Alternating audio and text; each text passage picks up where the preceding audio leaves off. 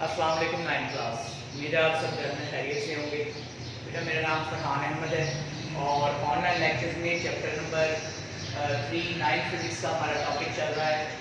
Lecture number 3.2 topic Newton's law of motion, Newton के कवानीन हरकत। देखिए जी, चैप्टर के स्टार्ट में ही मैंने आपको इसका इंट्रोडक्शन, इसका वेटेज और कुछ टर्मिनोलॉजी हम लोगों ने लेक्चर 1 और 2 में क्लियर कर ली है। अच्छा, आज का जो हमारा टॉपिक है वो मूविंग ऑब्जेक्ट से रिलेटेड है। ठीक है, सबसे पहले मैं आपको कुछ इसके हिस्टोरिकल जो है ना वो डिस्कशन क्लियर कर दूं।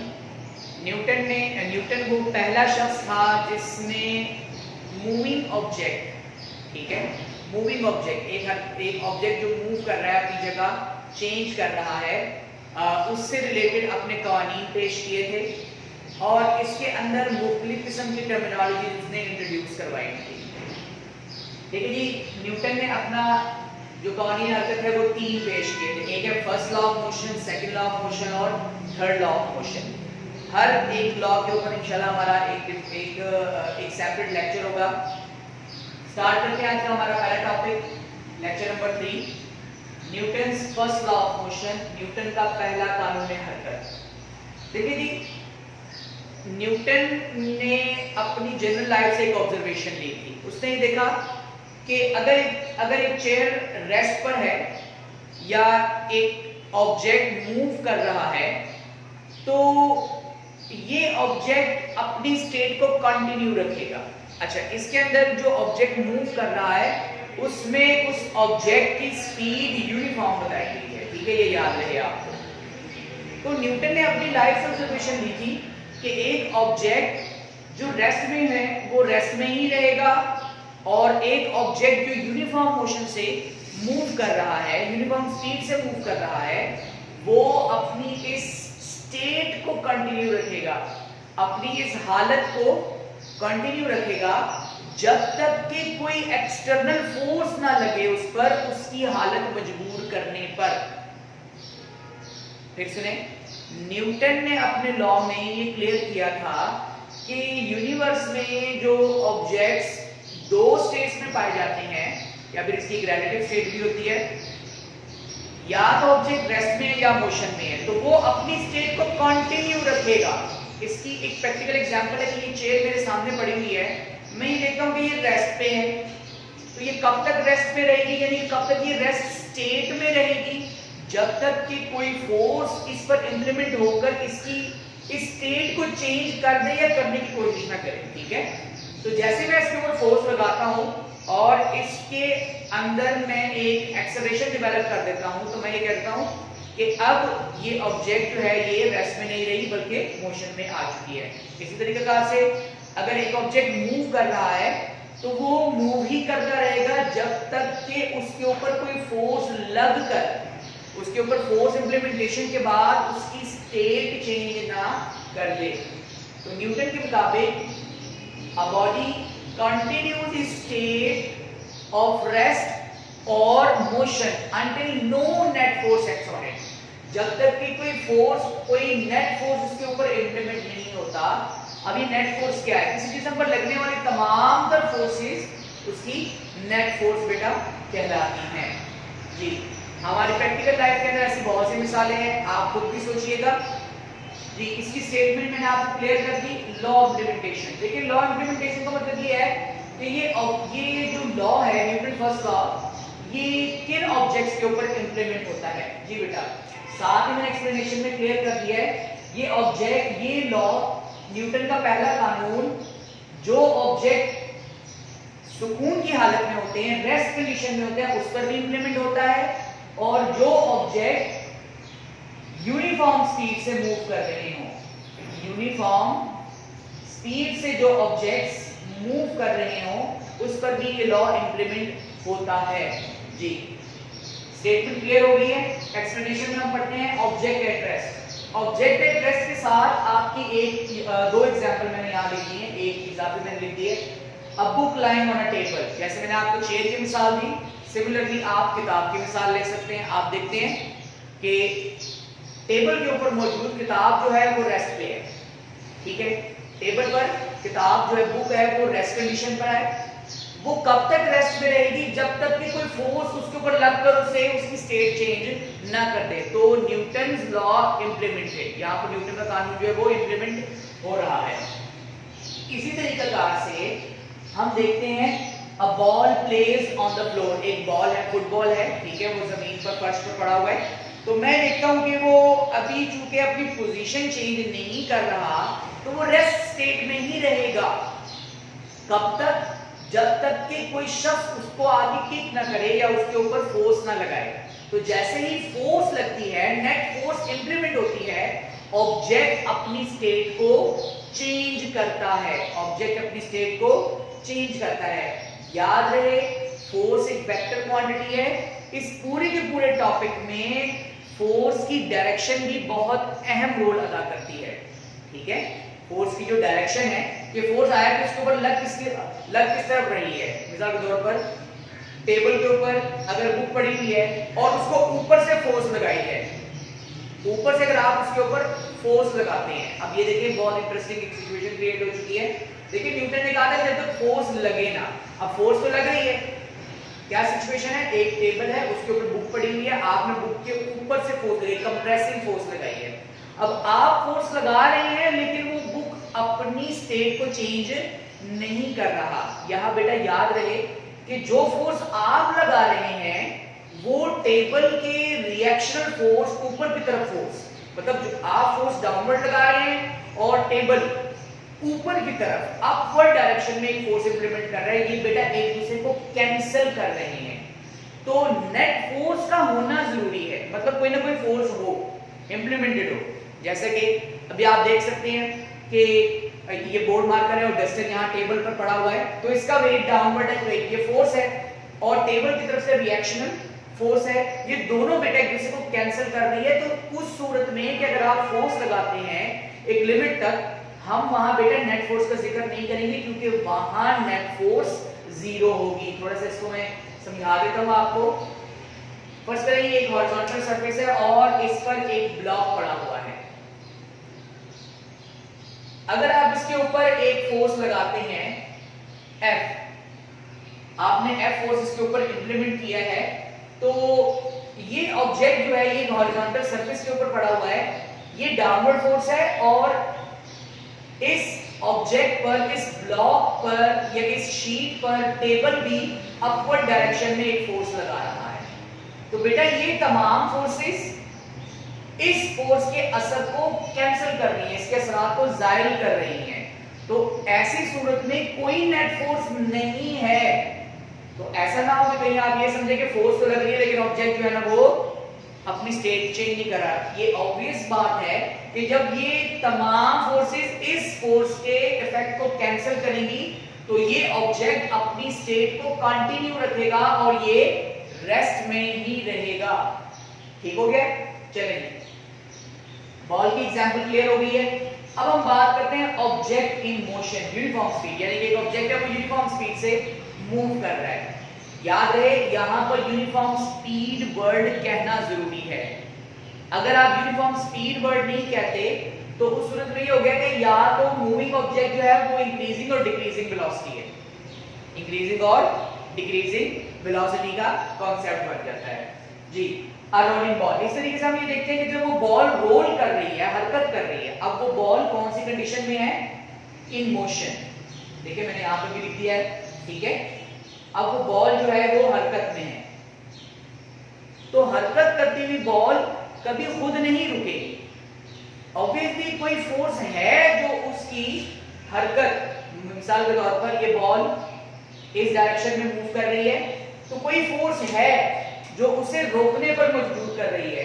हम ये कैसे देखते हैं? हम ये देखते हैं कि अगर मैं एक बॉल जमीन पर फेंकता हूं और वो बॉल रगड़ खाती हुई जमीन पर रोल करती है, कुछ फासला तय करने के बाद वो बॉल रेस्ट कंडीशन में आ जाती है, रुक जाती है वो बॉल।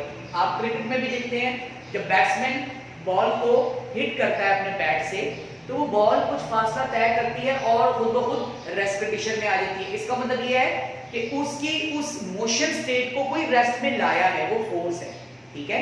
तो फोर्स ही इंप्लीमेंट होती है स्टेट्स को चेंज करने में जी। जैसे मैंने आपको पहले बता दिया था कि फोर्स की डायरेक्शन भी बहुत अहम रोल अदा करती है यहाँ पर।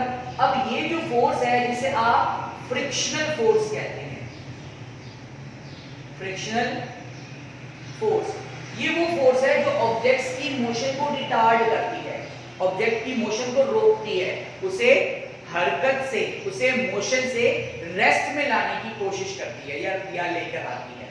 तो हम ये देखते हैं कि न्यूटन का जो फर्स्ट लॉ ऑफ मोशन है वो यूनिफॉर्म स्पीड से एक रोलिंग बॉल के ऊपर भी इंप्लीमेंट होता है, क्योंकि हमने ये ऑब्जर्व किया कि एक ऑब्जेक्ट जो हरकत कर रहा है वो खुद ब खुद नहीं रुकता, उसे रोकने के लिए कोई ना कोई फोर्स दरकार होती है। ये फोर्स उस हरकत के डायरेक्शन के, उस वेलोसिटी के, उस ऑब्जेक्ट की स्पेसिफिक डिस्प्लेसमेंट के ऑपोजिट डायरेक्शन इंप्लीमेंट हो अगर तभी वो अपनी स्टेट को चेंज करेगा। चलिए नेक्स्ट टॉपिक हमारा आ गया। अच्छा, लेक्चर नंबर 1 में शायद इनर्शिया का टॉपिक थोड़ा सा आपका डिस्कशन के लिए रहता है। बेटा ये इनर्शिया क्या होता है? इनर्शिया देखिए, गैलीलियो गैलीली एक साइंसदान है, उस साइंटिस्ट ने ये क्लियर किया कि अगर उसके पास दो ऑब्जेक्ट्स हो, एक बहुत भारी ऑब्जेक्ट हो जैसे कि एक ट्रक है, ठीक है, ईंटों से भरा हुआ एक ट्रक है, एक ऑब्जेक्ट ये है, दूसरा ऑब्जेक्ट है एक छोटी सी साइकिल है, ठीक है, तो आपके लिए किसको हरकत में लाना या हरकत करते हुए रोकना आसान होगा? आप कहेंगे सर जो साइकिल है मैं उसको इजीली हरकत में ला भी सकता हूं, कह सकती हूं, और उसे रोक भी सकता हूं मैं, ठीक है।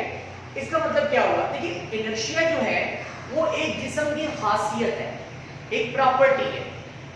ये क्या प्रॉपर्टी है? बात ये है कि जब आप एक रेस्ट ऑब्जेक्ट को मोशन में लाने की कोशिश करते हैं तो आप फोर्स इंप्लीमेंट करते हैं।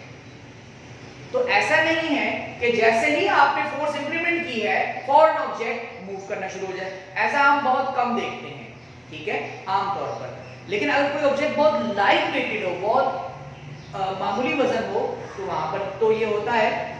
तो इनर्शिया क्या है? इनर्शिया बेटा किसी जिस्म की वो खासियत है जो स्टेट के चेंज होने के अगेंस्ट वो शो करती है। मतलब ये ऑब्जेक्ट का एक नखरा है, आप ये कह रहे हैं, ठीक है, मैं हमेशा ये वर्ड इस्तेमाल करता हूं कि भाई अगर आपके पास दो ऑब्जेक्ट्स हैं, एक साइकिल है और एक ईंटों से भरा हुआ एक ट्रक है, आपको फोर्स लगाना है, आप साइकिल को इजीली फोर्स लगाकर उसे डिस्प्लेस कर देते हैं, लेकिन ईंटों से भरा हुआ जो ट्रक है उसके ऊपर आप बहुत ज्यादा फोर्स लगाते हैं, लेकिन वो अपनी स्टेट चेंज नहीं करता, यानी कि रेस्ट से मोशन में नहीं आ रहा होता। तो इसका मतलब ये हुआ कि जिस ऑब्जेक्ट का मास ज्यादा होगा उसकी इनर्शियल प्रॉपर्टी, उसका वो नखरा कि वो रेस्ट से मोशन में आए या मोशन से रेस्ट में आए, वो सिचुएशन, वो प्रॉपर्टी मास ज्यादा होने की वजह से बढ़ जाती है। मिसाल के तौर पर एक बहुत ही फनी एग्जांपल आप लीजिए, अगर आपके सामने एक शख्स भागता हुआ आ रहा है, ठीक है, बहुत ही हल्का सा है, बहुत ही पतला सा, लाइट वेटेड है, और हल्के मास होने की वजह से उस शख्स का आप इजीली फोर्स लगाकर उसको रोक सकते हैं। मतलब ये हुआ कि उस ऑब्जेक्ट का इनर्शिया कम है क्योंकि उसका मास कम है।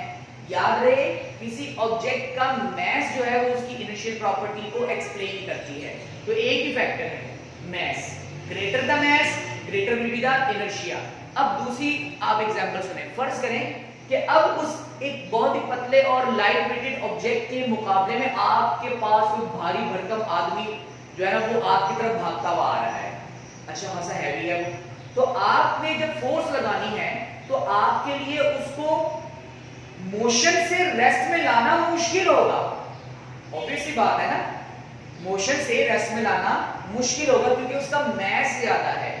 तो मास ज्यादा होने की वजह से हम ये क्लियर करते हैं कि उसकी इनर्शियल प्रॉपर्टीज ज्यादा होने की वजह से हमारे लिए फोर्स लगाना मुहाल होता है, इतना आसान नहीं होता। So inertia is the property of a body which it shows against the force when you want to change its state। जब आप उसकी स्टेट को चेंज करने की कोशिश करते हैं तो ये फोर्स के अगेंस्ट जो है ना ये ऑब्जेक्ट के अंदर प्रॉपर्टी शो होती है। लॉ ऑफ इनर्शिया, देखिए न्यूटन का जो पहला लॉ है, पहला कानून है, इसे हम लॉ ऑफ इनर्शिया भी कहते हैं क्योंकि एग्जैक्ट एक ऑब्वियस बात है कि अगर आपके पास ऑब्जेक्ट हो, ठीक है, दो बॉल्स हैं आपके पास, लाइट वेटेड और हैवी वेटेड, यानी कि एक का मास कम है और एक का मास ज्यादा है, तो जिस ऑब्जेक्ट का मास ज्यादा है उसको हरकत में लाना मुश्किल होगा। यही गैलीलियो गैलीली ने कहा था कि जो हल्का जिस्म होगा, जिस ऑब्जेक्ट का मास कम होगा, उसे हरकत में लाना आसान होगा, और जिस ऑब्जेक्ट का मास ज्यादा होगा उसे हरकत में लाना मुश्किल होगा। ये तो हरकत में लाने की बात होगी। सेम यही एग्जांपल जो है ना वो रेस्ट में लाने के लिए भी की जा सकती है, जैसे मैंने आपको अभी पहले एग्जांपल दी। तो न्यूटन का पहला लॉ ऑफ इनर्शिया भी कहलाता है। इसकी एक मिसाल है, passenger sitting in a moving बस। बस कीजिए कि आप एक बस में सफर कर रहे हैं, ठीक है, आप बस में सफर कर रहे हैं और आप ठीक बैठे हुए हैं अपनी सीट के ऊपर। सडनली जो ड्राइवर है वो किसी वजह से ब्रेक लगाता है। अब देखिए कि सिचुएशन कुछ ऐसी है, जब आप बस में बैठे हैं, बस हरकत कर रही है, तो आप भी हरकत कर रहे हैं। रिलेटिव मोशन का कॉन्सेप्ट हो गया ये। तो जब ड्राइवर सडन ब्रेक लगाता है तो आप आगे की तरफ झटका खाते हैं, ठीक है। तो ये बेटा आपके इनर्शियल प्रॉपर्टी की वजह से होता है। इसी वजह से ये कहा जाता है कि बस की छत पर सफर करना खतरनाक है, ठीक है। मतलब ये आपका एक्सरसाइज में एक क्वेश्चन भी है कि बस की छत पर सफर करना क्यों खतरनाक है। उसकी वजह ये है कि अगर आप बस की छत पर खड़े होकर सफर कर रहे हो, या इवन बस के अंदर भी, ठीक है, मेरे साथ तो हो चुका है ये कि मैं बस के अंदर खड़ा हूं और ड्राइवर ने सडन ब्रेक लगाई तो मैं अनबैलेंस हो गया था। उसकी वजह क्या थी कि इनर्शियल प्रॉपर्टी की वजह से मैं एक तरफ को गिरने लग गया था। तो passenger sitting in a moving बस में टॉपिक बिल्कुल आपके इस टॉपिक के एंड पर इसका पैराग्राफ मौजूद है, आप उसको गौर से पढ़ें कि उसमें ये लिखा हुआ है कि जब एक पैसेंजर मूविंग बस में सफर कर रहा हो और ड्राइवर सडन ब्रेक लगाता है तो हम वेलोसिटी की डायरेक्शन में थोड़ा सा झटका खाते हैं। तो ये हमारे इनर्शियल प्रॉपर्टी की वजह से होता है। उसकी वजह ये है कि हमारा जो जिस्म है उसका निचला हिस्सा बस के साथ, उस सीट के साथ अटैच रहता है, और ऊपर वाला हिस्सा थोड़ा सा दूर होने की वजह से, सेंटर ऑफ ग्रेविटी थोड़ा दूर होने की वजह से, अपने इनर्शियल प्रॉपर्टी की वजह से वेलोसिटी की डायरेक्शन में बेटा मूव करता है। ये टॉपिक आपका long question point of view से पूछा जा सकता है, जैसे कि आपको वेटेज में बताया गया था। यही इसकी हेडिंग्स हैं। सबसे पहले बेटा आप स्टेटमेंट लिखेंगे, ठीक है, आपकी टेक्स्ट बुक में मौजूद है। फिर उसके बाद लॉ ऑफ लिमिटेशन में बताएंगे कि न्यूटन फर्स्ट लॉ जो है ना, ऑब्जेक्ट एट रेस्ट पर इंप्लीमेंट होता है और ऑब्जेक्ट इन यूनिफॉर्म स्पीड से या यूनिफॉर्म वेलोसिटी से हरकत करते हैं जिसके ऊपर भी इंप्लीमेंट होता है। फिर एक्सप्लेनेशन की जनरल हेडिंग आएगी, उसमें आप ऑब्जेक्ट एट रेस्ट की एक डेरिवेटिव हेडिंग में आप मजीद हेडिंग देंगे, book line on a table, similarly a ball placed on the floor. इसको आप अपनी मर्जी से थोड़ा सा सेंटेंस बना सकते हैं। फिर आप ऑब्जेक्ट इन मोशन में अ रोलिंग बॉल की एग्जांपल देंगे, आपकी टेक्स्ट बुक में बेटा ये भी मौजूद है। नेट फोर्स का जिक्र करेंगे, all the forces acting on a body is called net force, जिसका रिजल्टेंट जीरो ना हो, ठीक है जी, कोई ना कोई उसका इफेक्ट हो। अच्छा, फिर आप इनर्शिया का जिक्र करेंगे। इनर्शिया के बारे में लेक्चर नंबर 1 के अंदर जो कुछ चीजें रह गई थी वो मैंने आज क्लियर कर दी। हम ये बताएंगे कि Newton first law of motion law of inertia भी कहलाता है, ये भी आपकी टेक्स्ट बुक में प्रॉपर लिखा हुआ है। Passenger sitting in a moving बस के अंदर ही हम लोग लॉ ऑफ इनर्शिया का भी जिक्र करेंगे और गैलीलियो गैलीली का भी जिक्र करेंगे, जिसने ये कहा था कि जो भारी ऑब्जेक्ट होगा उसको हरकत में लाना या रोकना मुश्किल है बनिस्बत हल्के जिस्म के, ठीक है, जिसका मास कम हो। क्वेश्चंस आप देख लें, बिल्कुल वीडियो के एंड पर इस टॉपिक से रिलेटेड क्वेश्चंस होंगे, ठीक है जी। इन्हीं हेडिंग्स के अंदर बेटा आपने लॉन्ग क्वेश्चन ये क्लियर करना है। Thank you very much.